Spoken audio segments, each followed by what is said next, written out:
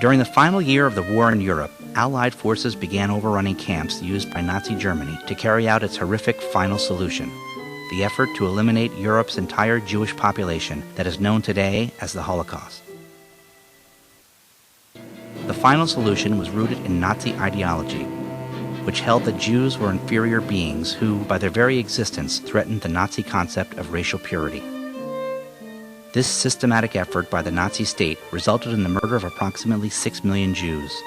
The Nazis also murdered millions of political dissidents, homosexuals, physically and mentally handicapped people, and others they considered to be undesirable.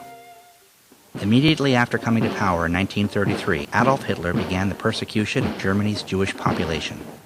Immigration to the world's democracies was seen by many as a way out.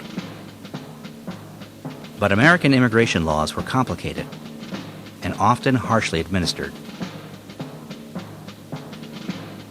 Germany's armed expansion during the late 1930s and World War II led to enormous growth in German-controlled territory that put vast numbers of European Jews under German control and greatly diminished their prospects for escape to safety.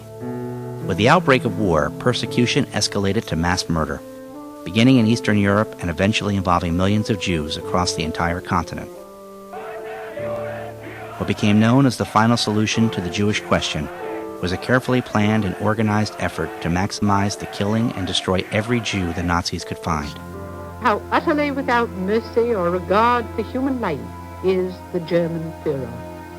How otherwise can we explain the reports of sending numberless Jewish people from Berlin and other cities at an hour's notice, packed like cattle, into trains with their destination either Poland or some part of occupied Russia?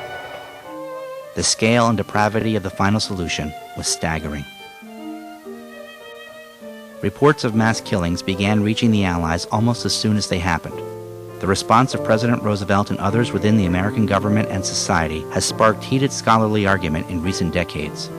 Historians debate whether FDR and other American decision-makers might have done more to admit Jewish refugees and whether they might have undertaken policies, including the bombing of the rails to Auschwitz, that could have saved lives.